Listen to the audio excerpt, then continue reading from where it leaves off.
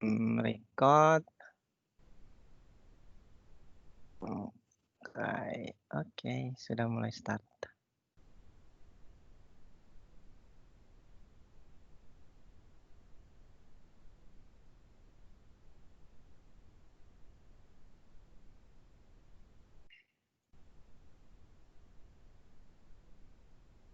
Oke, Pak Deden, Pak Sina bisa dengar ya? Ya, Bisa. Oke.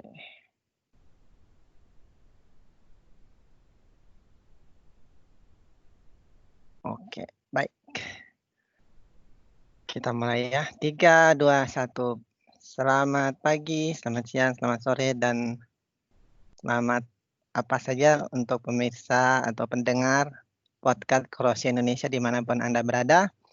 Jumpa lagi bersama saya, Richard Basari, host Anda, dan rekan saya, Muhammad Sina Sulaiman. kami dari podcast Kroasia Indonesia. Bersama kami hari ini adalah Pak Deden Supriyatna. Beliau adalah orang yang luar biasa lah, pokoknya saya bisa bilang. Sesuai dengan tema kita pada hari ini, yaitu menjadi seorang corrosion engineer di bidang oil and gas. Pak Deden ini memulai sekolahnya di ITB dan selanjutnya karirnya berlangsung atau banyak dihabiskan di Total. Nanti kita akan dengar secara detail dari beliau sendiri. Dan bersama kita sudah dengan Pak Deden. Kita sapa dulu Pak Deden. Selamat pagi Pak Deden. selamat pagi Pak Richard dan Pak Sina. Selamat pagi teman-teman semua di seluruh universe ya, dunia ya. Ya, Insya Allah. seluruhnya nih. Oke. Baik, rekan-rekan podcast Koros Indonesia, kita akan mulai interview kita nih dengan Pak Deden. Mungkin Pak Deden, terima kasih untuk kesempatan dan kesediaannya untuk interview dengan kami. Mungkin pertanyaan yang pertama, iya, yang kedua kali. Itu pokoknya historinya adalah kita, tapi people learn from mistakes ya. Jadi kita dari banyak-banyak kesalahan kita semakin dewasa dan semakin mature. Mungkin pertanyaan pertama dari saya Pak. Pak Deden itu dulu kuliahnya di mana? Lalu mengambil jurusan apa? Sehingga mungkin selanjutnya bisa continue sebagai corrosion engineer. Ini ceritanya panjang nih. Silahkan Pak. Baik, terima kasih Pak Richard dan Pak Sina. Terima kasih atas undangannya. Mudah-mudahan ada manfaatnya podcast kita ini. Saya sendiri adalah lulusan dari ITB, dari jurusan kimia. Tetapi pembimbing saya itu ada 3. Satu dari jurusan kimia sendiri, kemudian dari jurusan teknik material. Suaminya dari pembimbing saya adalah Profesor Nurman Surya Sudirdia. Kemudian suaminya Profesor Surdia, Tata Surdia, kemudian ada dari teknik kimia. Jadi ada 3 waktu penelitian akhir saya mengenai corrosion. Waktu itu hampir setahun saya habiskan 2 semester dan mengenai penelitian terkait dengan corrosion inhibitor menggunakan suatu zat organik. Kemudian belakangan setelah sekian puluh tahun kemudian, karena waktu itu peralatan sangat terbatas karena menggunakan hanya peralatan yang sederhana, maka saya menginisiasi untuk menyumbangkan peralatan ke jurusan kimia ITB untuk menggunakan untuk digunakan oleh mahasiswa S1, S2 atau S3 dan juga bisa menservis perusahaan-perusahaan ataupun pengguna-pengguna di luar universitas, dan serta kalau misalnya Total ingin melakukan seleksi, maka mohon maaf saja didahulukan, ada prioritas lah gitu karena kami yang memberikan sumbangan. Kemudian kami juga melakukan pelatihan serta mengirim dosen-dosen ke entah itu ke Prancis maupun di Balikpapan di Kalimantan Timur. Jadi itu mungkin latar belakang pendidikan saya, Bapak, dan saya keep terus antara di mana saya sekolah di ITB dengan waktu saya bekerja di perusahaan dengan memberikan kuliah tamu, mengundang juga adalah para expert baik dari lokal maupun dari luar negeri. Apa yang dinamakan dengan mungkin agak unik, tidak banyak perusahaan yang punya institusi ataupun asosiasi yang disebut dengan Total Professor Associate.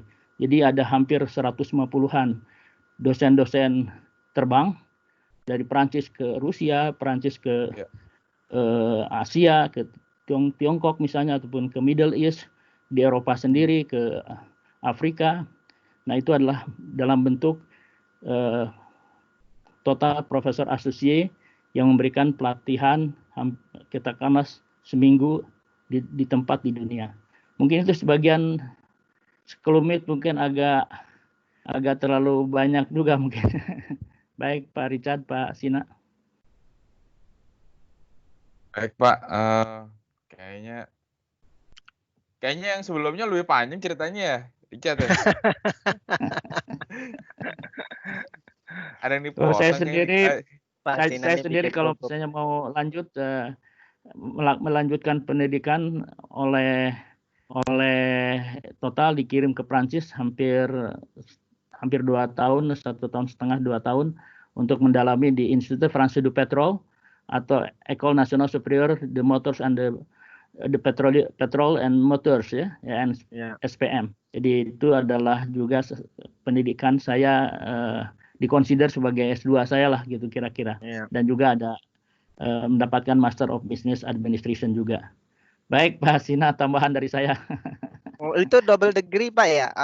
Atau lulusnya belajar engineering tapi termasuk belajar bisnis juga gitu ya Pak Deden? Betul. Nah, sorry Pak Sina, jump ini. Ya. Ini agak menarik juga karena kan biasanya kalau orang udah kerja mau sekolah itu rada relaktan. Nah, lebih bagus banget kalau kayak pengalaman Pak Deden ini di mana beliau justru mendapat kesempatan memperoleh pendidikan melalui pekerjaan atau perusahaan tempat beliau bekerja. Mungkin bisa bagi tips dan triknya Pak, bagaimana bisa dapat kesempatan itu? Karena saya yakin kan pasti perusahaan tidak bisa melakukan ini ke semua pegawai, tapi hanya pegawai-pegawai yang terpilih. Nah, siapa tahu Pak Deden bisa bagi share tips untuk rekan-rekan profesional yang lain sehingga mereka pun bisa mempraktekkan di tempat pekerjaan mereka masing-masing. Mangga Pak, silakan. Baik Pak Richard, saya itu senang menulis Pak. Saya bikin papers, presentasi di berbagai asosiasi profesi, katakanlah di dalam negeri Ikatan Ahli Teknik Minyak Indonesia, kemudian kadang-kadang di perguruan tinggi ada seminar, saya datang dan Total itu sangat support Pak. Jadi karena itu adalah menunjukkan bahwa keberadaan atau eksistensi dari Total sebagai perusahaan waktu itu bahwa suportif lah terhadap hal-hal yang berkaitan dengan scientific, teknologi dan seterusnya. Dan itu mungkin jadi tip buat saya waktu itu dilihat oleh manajemen bahwa Deden itu suka menulis, suka presentasi, termasuk di SPI misalnya Society of Petroleum Engineers, belakangan malahan sampai ke tempat-tempat di luar negeri.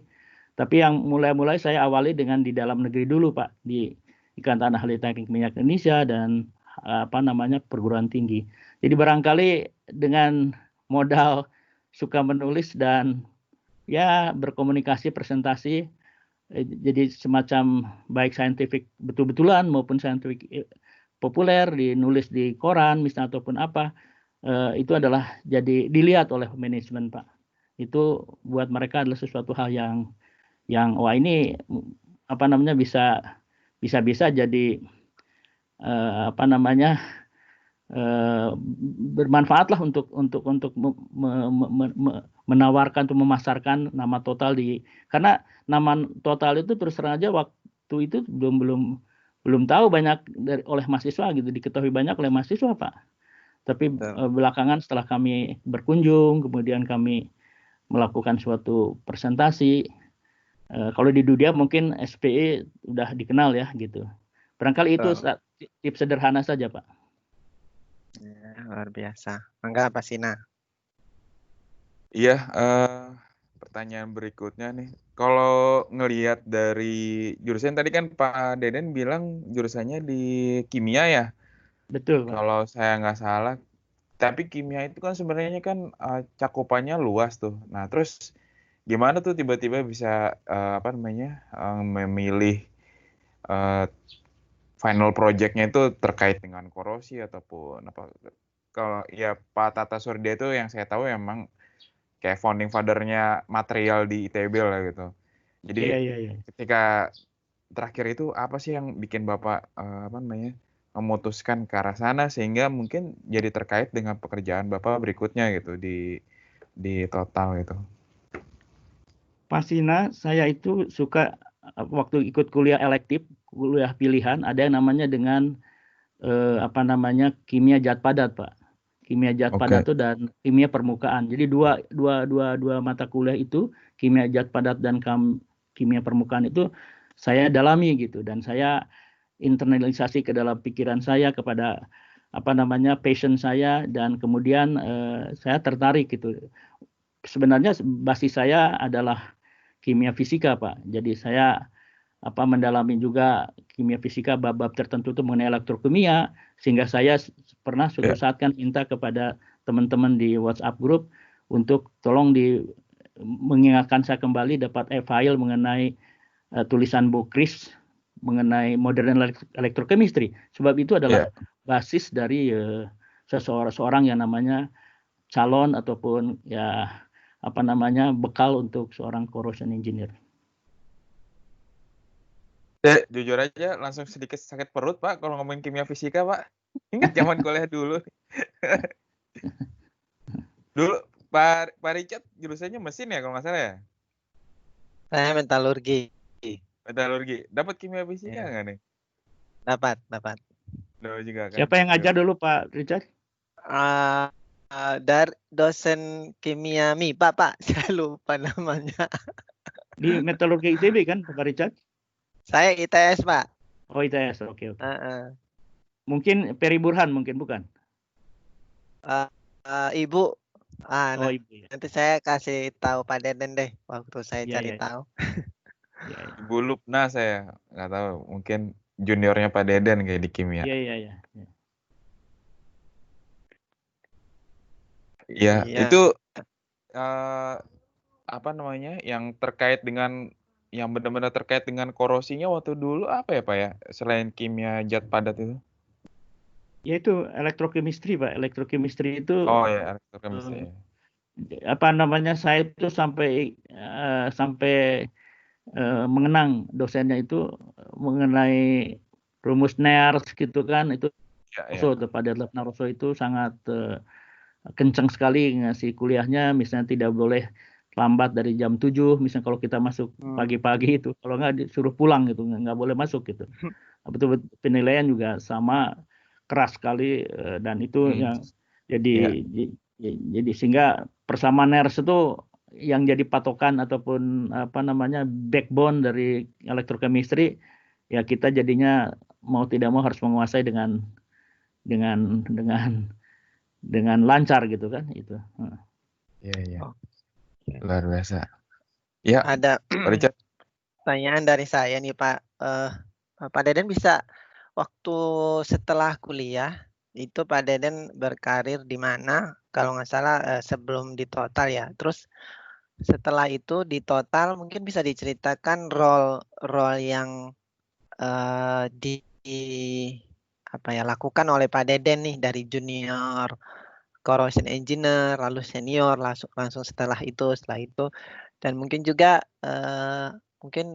teman-teman yang pendengar ingin sekali mengetahui kira-kira kompetensi apa sih Pak yang harus dimiliki oleh seorang corrosion engineer.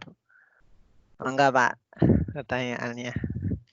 Silahkan. Jadi waktu saya pertama lulus itu saya masuk ke Badan Tenaga Atom Nasional atau sekarang namanya Badan Tenaga Nuklir Nasional ya, Batan. Sebenarnya tidak di Serpong tapi masih di Bandung dan saya sebagai junior metalurgi engineer. Jadi posnya memang kebetulan itu ada dan saya mengembangkan satu lab polarografi, lab elektrochemistry di Batan. Saya kebetulan diberi assignment untuk melakukan penelitian untuk EBN, Pak, elemen bahan bakar nuklir. Dan banyak sekali ya, penelitian yang disupport oleh bahkan dalam kaitannya ataupun hubungannya dengan penelitian yang dikaitkan dengan dana dari luar negeri saya kira ya, atau saya waktu itu tidak tahu persis karena masih junior ya. Nah di situ hampir 2 tahun saya dari tahun 83 awal sampai dengan akhir 84 ya. Saya berada di Badan Tenaga Atom. Kemudian saya kebetulan mempresentasikan penelitian saya kepada Dirjen Batan, disaksikan oleh banyak orang, banyak peneliti senior untuk air reaktor, Pak. Jadi yang menarik adalah ada seorang dokter baru pulang dari Perancis mengklaim bahwa untuk membersihkan air reaktor itu dengan grafit dengan ya karbon lah gitu kan. Iya. Saya bilang itu tidak benar. Hati-hati ya karena di situ akan ada satu debris corrosion yang bisa mengakibatkan corrosion kepada cladding.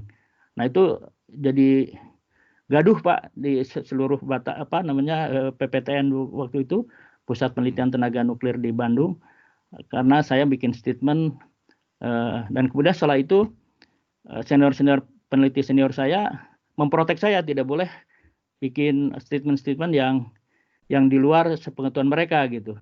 Karena itu saya nggak tahu ada risiko apa.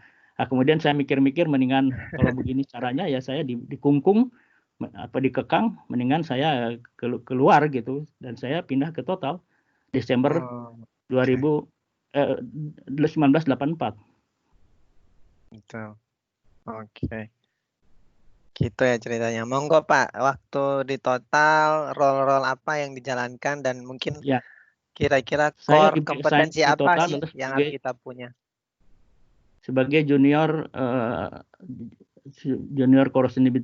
corrosion engineer dan juga sebagai lab engineer. Kemudian langsung saya satu-satunya engineer pertama yang assignment-nya di lapangan, Pak. Jadi boleh Total itu bos saya waktu namanya itu si Patrice Grisad, Dr. Patrice Grisad, menassign saya di lapangan dengan schedule 2 minggu seminggu. Seminggu saya pulang ke Bandung istirahat dan tiap hari Kamis naik flight langsung dari Halim ke Balikpapan, ke Jogja dulu baru ke Balikpapan ya, karena harus menjemput teman-teman kita yang berada di Jogja, kemudian baru ke Balikpapan. Jadi schedule saya waktu itu 2 minggu seminggu, yang belakangan saya dengar 2 minggu sekarang ini ya. Nah itu saya engineer pertama, baru setelah saya di exercise gitu kan, kemudian banyak juga engineer-engineer lain yang desain di lapangan. Jadi saya adalah contoh pertama yang diterjunkan untuk engineer melakukan assignment-nya di lapangan langsung. Saya report hampir setiap sore ke bos saya di Balikpapan. Nah itu kemudian terus berlalu. Kemudian saya diminta di Balikpapan sebagai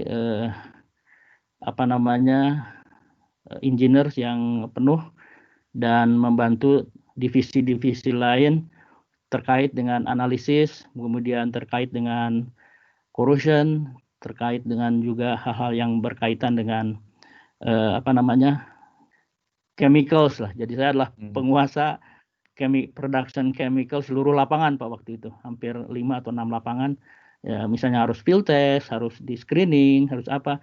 Saya terus terang agak kurang disukai oleh orang lapangan karena setiap kali Deden datang pastinya merepotkan kami katanya itu untuk bikin field test atau apa gitu. Itu kira-kira Pak.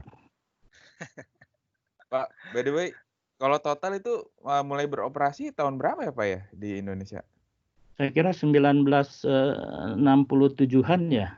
kalau saya tidak salah, dan berakhir tahun 2007 akhir ya. Jadi ya harus hampir 50 tahun itu.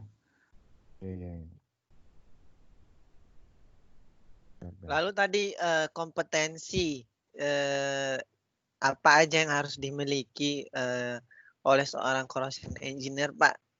Mungkin sharing dari Bapak yang sudah berpengalaman bertahun-tahun, biar teman-teman yang sedang mempersiapkan karir atau mungkin yang sudah ada berkarir sebagai corrosion engineer mungkin bisa memperlengkapinya lagi, Pak.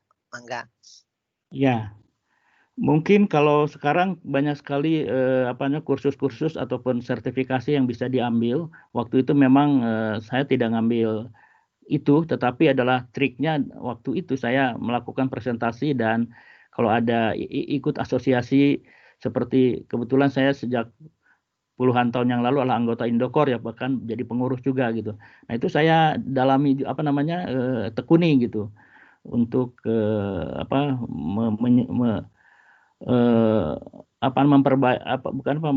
untuk berkarir di bidang itu harus juga kita punya teman-teman atau sahabat-sahabat yang bisa bertukar pikiran gitu. Makanya sekarang itu lebih bermanfaat atau lebih dengan adanya WhatsApp group atau Telegram atau apapun itu sangat seharusnya bisa diambil manfaat oleh generasi muda ya, bahwa makanya saya inginkan supaya WhatsApp group itu juga disupport oleh Telegram, karena Telegram kan bisa 200.000 member misalnya, dan itu mengundang anak-anak muda, dan sekarang hampir 150 mungkin ya anggota dari Telegram gitu.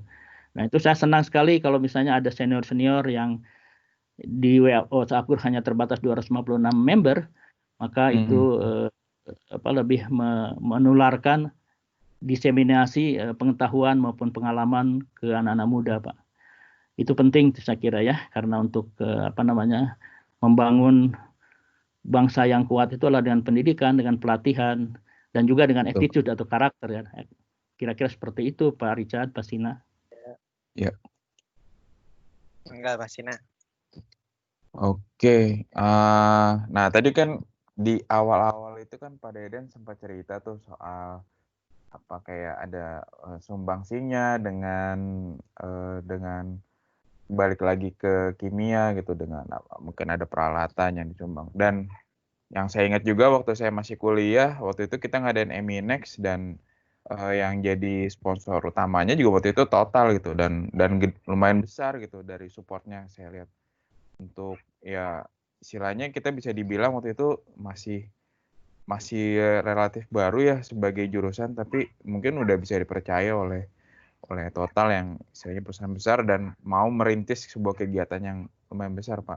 Nah, di situ bagaimana gitu Bapak melihat hubungannya antara mungkin dari swasta dengan perguruan tinggi ataupun dengan pemerintah dalam mengembangkan ilmu korosi ini, Pak?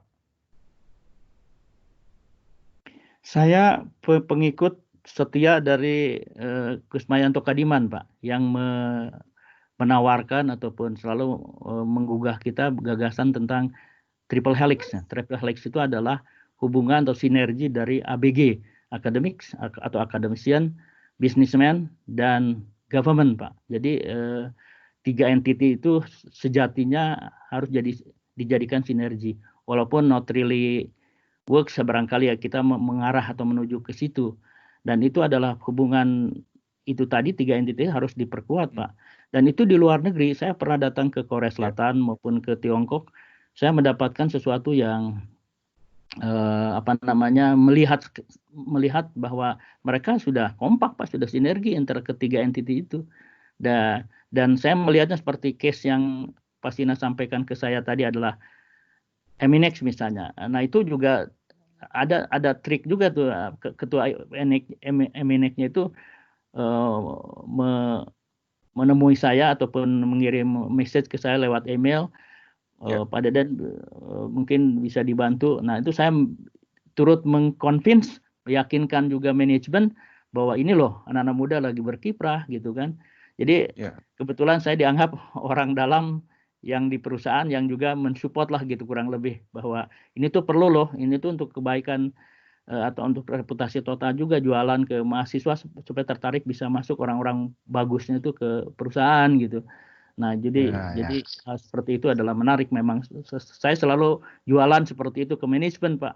Dan kebetulan dengan cara saya, nah itulah soft skill yang barangkali mungkin juga harus dikuasai oleh teman-teman anak muda, bahwa bagaimana how to convince the management, how to convince orang lain gitu. Nah, saya kebetulan ya suka nulis juga kan, mungkin proposal saya worth it barangkali ya, kemudian bisa diterima lah, kurang lebih seperti itu, mensupport proposal dari kampus waktu itu. Dan akhirnya kan ketua Eminec-nya langsung direkrut oleh Total ya, sama Ibu Made juga. Arif Budi. Luar biasa. Tapi Bapak belum jelaskan gimana peran serta government yang detail. Tadi kalau nggak salah Pak kan jelaskan bagaimana hubungan antara bisnis Total sendiri dengan akademik atau tapi kalau dari peran serta government sendiri itu seperti apa Pak? Dan di Indonesia, dan mungkin lebih ke apa yang pemerintah Indonesia punya dan apa yang bisa pemerintah Indonesia buat gitu ya, yang low hanging fruit Pak, yang nggak banyak effort tapi udah bisa touching dua-duanya nih, bisnis oil and gas, perusahaan, dan juga kampus atau perguruan tinggi yang punya jurusan-jurusan yang mensupport bisnis oil and gas ini. Jadi menurut saya Pak, keaktifan dari dua atau tiga sisi sendiri yang di dua sisi, misalnya baik dari si perusahaan swastanya itu, si bisnismennya itu, maupun dari akademiknya, dari dosen-dosennya ataupun dari konsorsium. Nah, seperti misalnya di jurusan teknik perminyakan ada dua konsorsium yang sangat aktif untuk juga meyakinkan BP Migas atau sekarang namanya SKK Migas untuk juga menghimbau kepada perusahaan-perusahaan agar supaya melakukan penelitian itu ke perguruan tinggi di dalam negeri, sebagai kalau toh misalnya tidak yang main, tapi juga bisa sebagai second opinion misalnya, dan itu it works Pak ya, di dalam beberapa case gitu, sehingga government itu fungsinya adalah gitu, jadi mensupport, memberikan rekomendasi, kalau perlu membuat peraturan, bikin semacam SOP bahwa ini loh salah satu, kemudian melis bahwa barangkali ini yang bisa dikerjasamakan dengan perguruan tinggi, hal seperti itu Pak. Jadi fungsi dari government itu sangat paramount important Pak, jadi sangat penting sekali. Jadi men-endorse dari kegiatan-kegiatan di perguruan tinggi. Iya, betul Pak.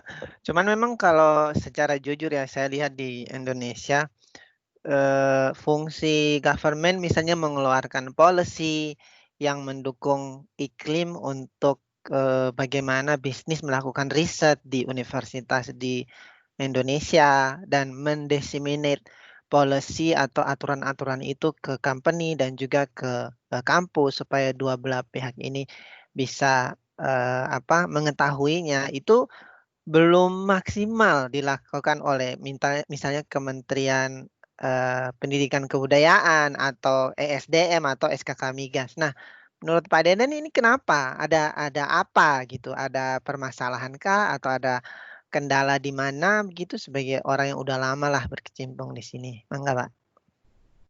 Saya termasuk ke seorang yang mengusulkan dulu, misalnya kalau ada misalnya FTA ya, yang assessment di luar negeri itu kan, dari misalnya peralatan yang dibeli, kemudian itu tolong disertakan dosen dari perguruan tinggi gitu, dan itu kilahnya mereka punten dari government misalnya, duitnya dari mana gitu, dan barangkali kendala juga itu, jadi mungkin harus dibikin satu policy bahwa berkaitan dengan Kementerian Keuangan barangkali, bahwa itu termasuk yang itu tuh sebenarnya kedepannya itu adalah sangat worth it gitu, sangat berguna untuk pengembangan SDM ke depan gitu, bahwa sang dosen itu kan tentu saja bercerita di kelasnya dengan 40 mahasiswa misalnya, bahwa ini loh pernah kami lakukan bersama dengan industri, dengan Total misalnya, dengan Chevron, dengan siapapun, dengan BP dan sebagainya, ke luar negeri misalnya kami lakukan ini dan bikin checklist segala macam, dan ada lesson learn.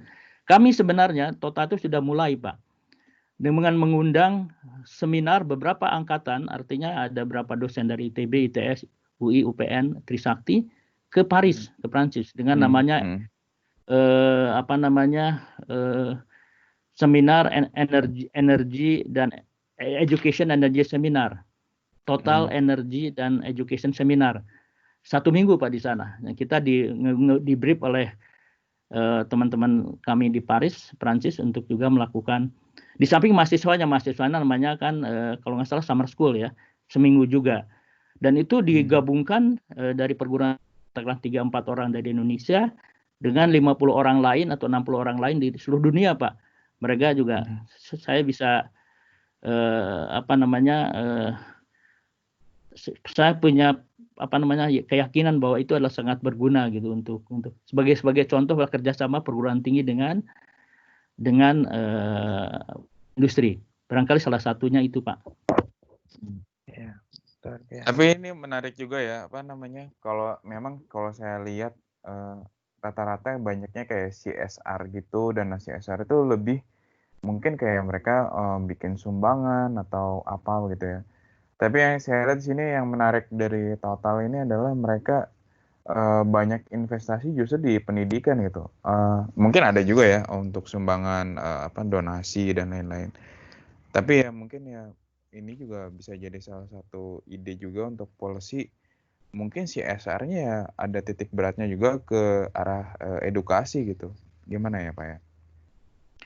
Ada 5 segi sebenarnya Pak untuk CSR yang saya belakangan di hari-hari terakhir saya di Total waktu itu menangani education. Ada juga teman saya menangani environment. Ada teman saya mengenai economics, pemberdayaan ekonomi. Ada yang mengenai culture, ada juga kesehatan mengenai supaya mengobati katarak segala macam. Jadi ada 5 segi sebenarnya. Dan kelima-limanya itu disentuh oleh Total waktu itu, Pak. Jadi dan saya kebetulan diberi amanah untuk education-nya pada hari-hari terakhir saya di Total waktu itu. Jadi sebenarnya seperti contoh misalnya pakai gayanya Indonesia mengajar gitu. Kami mengundang beberapa mahasiswa atau bukan mahasiswa mungkin lulusan waktu itu ya, ada beberapa angkatan untuk mengajar 6 bulanan hampir setahun di remote area di Selat Makassar, Pak. Di Kampung Pantuan, di Desa Pantuan di mana gitu kan nah itu kita biayain gitu. Kita kerjasama dengan kalau nggak salah yang jalan di Penogoro Bandung itu KITEP atau Quality Improvement of Education Training atau apa gitu, dengan Profesor Ismunandar saya sebut saja, yang sekarang jadi dirjen atau jadi penasehat Menteri Pendidikan dan Nasional ya, Pendidikan dan Kebudayaan.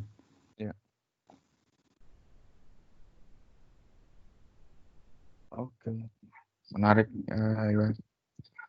Ya mungkin ya memang harapannya ya mungkin kalau dari Pak Richard saya nangkapnya tadi mungkin ada enforcement kali ya Pak ya dari government sendiri ya, suatu saat lah ya mungkin untuk lebih support gimana sih swastanya untuk merangkul perusahaan. Mungkin yang saya tahu sih kayak sekarang saya juga kan masih kuliah di UI. Ya yang saya tahu ya kayak UI memang dia memprovide kampusnya untuk ada labnya bisa servis gitu. Ya mungkin kalau dari polisinya ya bisa mungkin prioritaskanlah ke sekolah gitu, ke universitas gitu. Mungkin kayak gitu ya Pak Richard ya? Betul. Ya ini juga berkaitan ini sharing Pak Deden dengan perusahaan tempat saya bekerja sekarang, karena perusahaan tempat saya bekerja di Indonesia itu kan letaknya di Indonesia Timur ya. Jadi kita tahu bahwa Papua adalah provinsi yang cukup tertinggal. Ya mungkin saya bisa bilang sangat tertinggal dengan provinsi-provinsi yang lain. Banyak sekali hal yang kita sebagai company sudah buat, seperti kami mendirikan pendidikan apprentice selama 3 tahun. Jadi anak-anak dari kampung yang bagus dan yang mempunyai rapot nilai yang bagus itu kami seleksi dan kami tampung, lalu kami memberikan pendidikan. Ada yang di SKK Migas, SKK Migas Cepu, ya di situ ada punya Dirjen Migas, dan juga di Ciloto yang nanti setelah 3 tahun kami setelah mereka lulus mereka akan menjadi teknisi di Tangguh. Itu salah satu program yang ada, dan juga kerjasama dengan universitas atau sekolah tinggi di sekitar Papua Barat, di daerah Sorong, di daerah Fakfak, di mana kami mensubsidi alat-alat atau misalnya valve yang udah tidak dipakai, atau package, chemical package yang sudah misalnya udah retire dari plant, daripada itu dikembalikan lagi ke SKK, di write off, ya untuk apa, kita sumbangkan aja ke universitas. Dan juga kegiatan lain seperti gas untuk listrik, misalnya kita membagikan listrik ke daerah di sekitar melalui gas yang sisa daripada dibuang sebagai flare, kita bisa alirkan itu untuk tetapi kita tetap perlu peran serta pemerintah, misalnya karena nggak ada, misalnya kita mau buat pembangkit listrik tenaga gas yang kecil-kecil, sedangkan kapal LNG itu segede, tahu sendiri, segede gaban.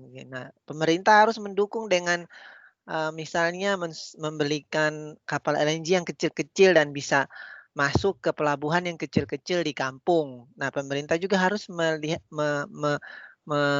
dalam hal ini PLN misalnya menyediakan infrastruktur yang berskala kecil, di mana kita bisa mensubsidi gas dan bisa dilikuidifikasi di daerah itu dan bisa memenuhi daerah tersebut. Nah, tentunya kan kebutuhan untuk Kabupaten Jayapura tidak sebesar kebutuhan Jepang atau Korea yang 250.000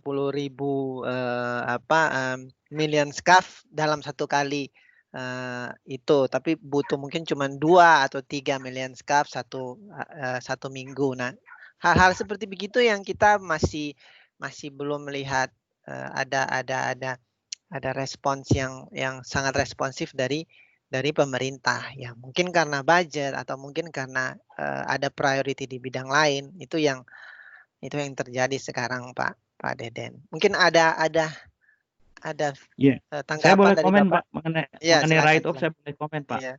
Peran pemerintah untuk write off misalnya, apalagi Bapak bilang tadi peralatannya bisa disumbangkan ke perguruan tinggi, itu takes time Pak, butuh waktu hampir 2 tahun untuk minta izin Pak. Kadang-kadang juga kita sudah keburu capek juga menunggunya gitu. Nah, barangkali kalau misalnya menyederhanakan aturan dari Kementerian Keuangan ataupun apapun, barangkali bisa diterobos lah, barangkali tidak usah sampai 2 tahun izin dari write off. Kadang-kadang lebih lama dari itu. Banyak sekali peralatan kami yang sudah obsolete, misalnya gas kromatograf di scrapyard di Senipah misalnya, di tempat kami gudang di sana, itu ya terbengkalai karena ya barangkali karena humidity, karena hampir sayang sekali sebenarnya kalau misalnya itu tidak langsung di-handoverkan ke perguruan tinggi setempat di mana berada, seperti Universitas Mula Warman atau apa kalau di Kalimantan Timur ya misalnya. Dan itu adalah saya juga pernah, yang menarik bahwa waktu kita mau ngebor eksplorasi di Sorong Pak, di kepala burung, walaupun itu maaf saja tidak berhasil dengan bagus, kami koordinasi dengan UNIPA, Universitas Negeri Papua waktu itu. Saya datang ke sana bahkan dengan direktur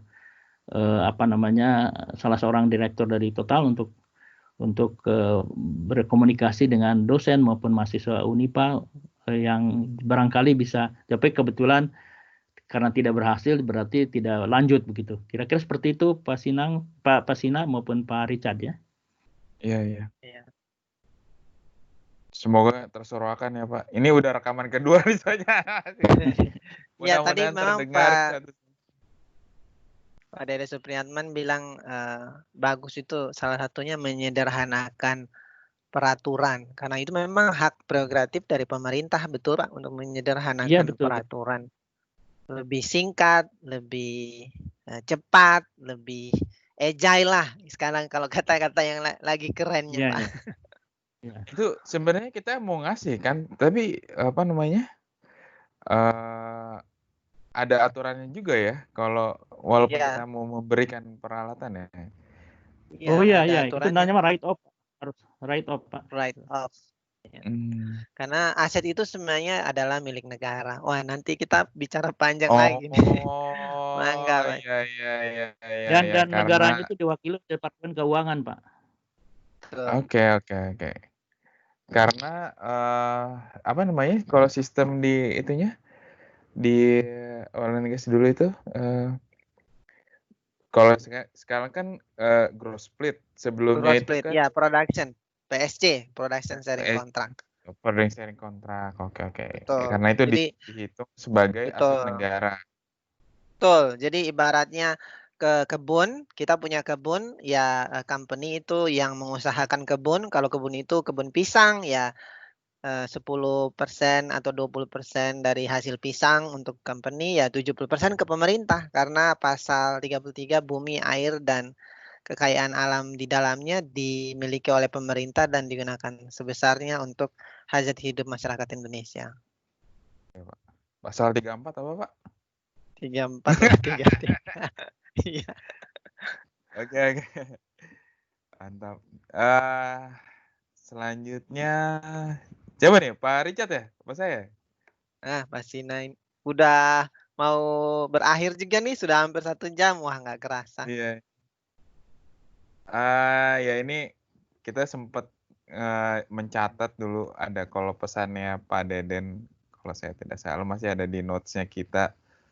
Eee, ini Pak terakhir mungkin, kita dulu sempat mencatat ada 4 atau 5 ya, 4 poin untuk 4. pesan-pesannya kepada generasi muda kita, atau mungkin gini dulu Pak, bagaimana Pak Deden melihat kondisi generasi muda sekarang terkait, di bidang korosi ataupun metalurgi ataupun yang material lah yang related dengan material ini, dan mungkin, ke depannya apa harapan Bapak dan apa pesan-pesan Bapak untuk ya generasi muda yang masih aktif lah di industri gitu? Saya melihat begini Pak Sina, jadi anak-anak muda sekarang itu bagus sekali gitu kan pengetahuannya maupun keterampilannya. Saya lihat dari respon dari katakanlah kita punya WhatsApp group ya, kemudian juga Telegram banyak sekali, bukan hanya di bidang kita ya corrosion misalnya, tapi juga di bidang yang lain di migas di apa, itu sangat antusias Pak. Jadi mereka tuh pembelajar lah kan. Cuma ada satu hal yang tetap seperti yang pernah saya sampaikan bahwa knowledge is power, but character is more gitu More. kan. Jadi Mhm. walaupun setinggi apapun pengetahuan maupun keterampilan, Iya tetapi karakter seseorang tuh harus juga katakanlah semangat untuk how to convince people gitu kan, iya, komunikasi dengan bagus. Baik tidak mmm, bagus karena bahasa misalnya, dan iya pokoknya narasi-narasi itu harus dipertahankan dengan sopan santun juga gitu kan, whatsoever gitu iya kan. Ya iya betul kita itu setara, tetapi ada sesuatu hukum tak tertulis bahwa kita masih memegang ya istiadat yang juga ketimuran gitu, kira-kira seperti itu. Karakter itu Pak barangkali ya, saya. Yang 4 itu yang itu sebenarnya bukan pure saya, sebenarnya adalah hasil didikan dari tempat saya kerja dulu. Berarti pertama listening Pak, iya mendengarkan. betul, Yang kedua adalah cross functional, jadi menggunakan iya, seluruh effort, mhm, potensi untuk keberhasilan tim. Dia teamwork juga ya, mhm, apa yang misalnya mutual support, dan yang iya penting adalah boldness, keberanian dengan tanggung jawab. Jadi saya ulang sekali lagi, listening, cross functional, mutual support, dan boldness Pak. Boldness itu keberanian untuk mengambil keputusan. Pegawai-pegawai di mana tempat saya bekerja itu dulu tidak mungkin misalnya teman-teman kita di Angola melakukan suatu drilling dengan deep waters kalau tidak ada punya mhm, keberanian dan tidak punya iya pakai otak lah, pakai pikiran, pakai pengetahuan gitu kan. Nah, itu harus tertanam bahwa kita berani karena benar gitu. Kurang lebih seperti itu, Pak Sina. Barangkali apa yang saya sampaikan beberapa waktu lalu itu. Iya. Ini terkait dengan boldness nih ya Pak ya. Ya jujur aja kalau saya ketika saya baru mulai kerja, yang saya rasakan memang ternyata membuat keputusan itu paling susah gitu Pak. Daripada soal teknik, ya mungkin kalau kayak ngitung dulu saya kebetulan kerja di konstruksi apa namanya terkait dengan coating ya. Kalau ngitung kebutuhan cat kita berapa, itu bisa gampang semuanya udah ada rumusnya. Tapi boldness atau courage ini untuk kita make a decision itu satu hal yang justru malah, aduh gimana nih ya, pasti kan akan terbayang resikonya kita kalau salah, kayak gimana, ataupun misalnya bos nggak suka gitu. Nah, yang Bapak pelajari untuk, apa namanya, melatih si boldness atau si courage ini kayak gimana, Pak? Sebenarnya saya pernah berdiskusi dengan senior saya di tempat saya kerja dulu itu bahwa kalau kisah di depan kita itu ada 2 orang engineer bule dari Prancis dan engineer kita gitu. Nah, yang lucunya itu yang speak up tuh yang dari bule walaupun dia salah, Pak. Tapi yang kita Iya. tuh yang lebih firm, lebih pinter katakanlah itu diam wae, cicing wae gitu kan. Jadi dia juga bingung gitu kan. Ya saya juga punya perasaan yang sama. Nah, mungkin ya harus dilatih dengan cara apa namanya jadi presentasi, kemudian diskusi. Ya kadang-kadang kita harus juga melakukan dengan baik ya, jangan emosional segala macam gitu kan. Ya biasa saja. Tapi bahwa kita harus bicara, men-challenge atau di-challenge itu harus diterima gitu. Itu penting juga dan itu sebenarnya dari pendidikan dasar juga. Bagaimana kami punya suatu, kalau di ITB dulu ada namanya, saya adalah pengurus ataupun mula-mula anggota dari English Conversation Club, misalnya SCC, kemudian belakangan kita robah jadi SEP, Student English Forum misalnya.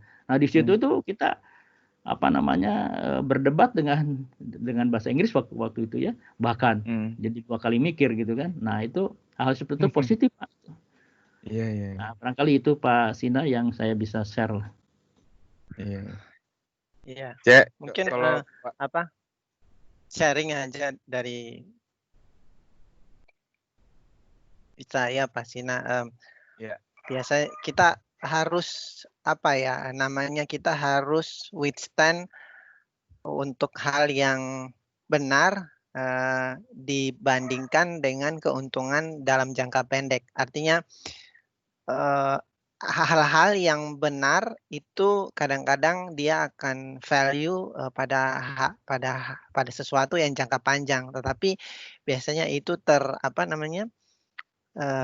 terhalangi oleh keuntungan-keuntungan jangka pendek. Nah, jadi ya kita harus memang berusaha untuk yang benar yang mana, dan yang benar itu yang kita ikuti walaupun kadang-kadang yang benar itu lebih sulit. Menurut saya itu aja. Ada seperti encouragement itu Pak, keberanian atau boldness itu saya tidak takut salah. Kalau toh salah memang itu memang demikian, memang itu adalah natural gitu. Kita pernah menulis misalnya katakanlah yang juga dapat award dari Prancis waktu itu kan top of line corrosion di majalah Oil and Gas Journal, kemudian mula-mula dipresentasikan oleh Gunaltun di Amerika gitu kan di NACE Conference. Dan itu karena penemuan kita itu penemuan yang sebenarnya mungkin aneh gitu. Itu kan bukan best practice Pak, tetapi itulah lesson learned karena itu sesuatu yang jelek tetapi masih kita mau presentasikan gitu kan. Karena untuk memberikan pelajaran pada orang lain, ini loh kita juga punya hal yang kegagalan. Nah, kemudian kita sampaikan juga. Dan rupanya itu ditanggapi tidak negatif Pak oleh manajemen top juga di Prancis misalnya. Waktu itu kita diberikan datang ke Prancis untuk menerima award misalnya. Bahkan belakangan saya tahun 2013-2014 ITB pun mungkin melihat juga mungkin kiprah saya gitu mengganjar saya distinguished alumni, dan juga lah Ganesha Widya Jasa Utama misalnya kan. Saya juga tiba-tiba kok dari 17 orangan itu saya bisa termasuk tahun 2014 itu. Ya mungkin mereka punya track record, saya nggak tahu dari mana itu mereka itu, apakah dari waktu saya kerjasama dengan ITB dengan dosen-dosennya atau apa. Ya alhamdulillah gitu, kira-kira seperti itu. Jadi ganjaran tuh mengikuti Pak. Jadi kita pokoknya berjuang saja untuk melakukan sesuatu yang Kontribusi ya. terbaik dari dalam kehidupan ini, gitu aja kira-kira. Amin. Tapi memang nggak banyak ini Pak Richard, kalau boleh jujur ya, maksudnya ketika kita sudah kerja dan kita masih berniat untuk membuat paper itu, aduh kayaknya Betul. Extra struggling time. banget gitu. Nah, kita buat podcast ini juga extra time ini, tapi nanti amalnya banyak. Insya Allah. Gimana Pak Oke, Richard? Masih ada yang mau ditanya lagi? dari saya itu aja. Sudah 1 jam. Silakan Ya, Pak Sina ampun. ditutup. Iya, terima kasih Pak Deden atas waktunya. Mungkin ya seperti biasa, mudah-mudahan kita bisa lanjut lagi sesi ketiga, dan saya minta maaf juga nih dari kami juga dari tim. Ini jadi 2 sesi untuk perkenalannya. Mungkin nanti banyak yang bisa kita diskusikan lagi ke depannya. Yang pasti niatnya kita memberikan ya insight lah, karena kan ini sesinya sesi diskusi dengan tokoh. Jadi bagaimana mungkin teman-teman yang lebih muda dari yang mahasiswa juga bisa belajar melihat ke Pak Deden yang mungkin istilahnya kalau dari kita ya sudah senior banget lah. Dan saya rasa tadi banyak hal-hal yang bisa kita ambil, nilai-nilai yang perlu kita jalankan juga gitu, bukan hanya kita dengar kan. Saya rasa itu aja. Terima kasih atas waktunya Pak Deden. Satu saja Terima Pak dari kasih, saya, Pak mungkin Deden. tolong Ya. Pak Sina, saya minta Ya. waktu sebentar Silakan. kepada generasi muda, coba aktiflah di asosiasi profesi Pak. Kepada adik-adik saya semua itu aktiflah, misalnya di NIS ataupun di SPI ataupun di manapun Pak, itu bahkan kalau perlu ikut dalam kepanitiaan juga gitu kan. Misalnya saya terus terangnya berkali-kali bikin wahana sarana untuk menampung presentasi dari kita bikin Indo Coding misalnya di JCC, kemudian bikin Corson Summit, kemudian bikin MAPREC, Maintenance Production Reliability Exhibition dan Conference misalnya tahun 2003, dan itu kan kita hadirkan Pak Menteri ESDM Purnomo begitu kan. Jadi hal seperti itu, aktifan kami seperti itu untuk memperluas networking Pak. Kalau dalam bahasa agama silaturahmi gitu kan. Jadi itu penting Pak, itu penting sekali itu. Itu aja mungkin Pak terakhir dari saya. Terima kasih. Terima kasih Pak Deden. Terima kasih. Iya. Oke, terima kasih Pak Deden, Pak Richard atas waktunya. Mudah-mudahan kita akan bisa ketemu lagi pada siaran podcast berikutnya. Mudah-mudahan pekan depan ya Pak Richard ya. Ya. Kita akan lagi. Ya. Oke, selamat pagi, siang, sore. Assalamualaikum warahmatullahi wabarakatuh. Sampai jumpa lagi. Salam korosi. Waalaikumsalam.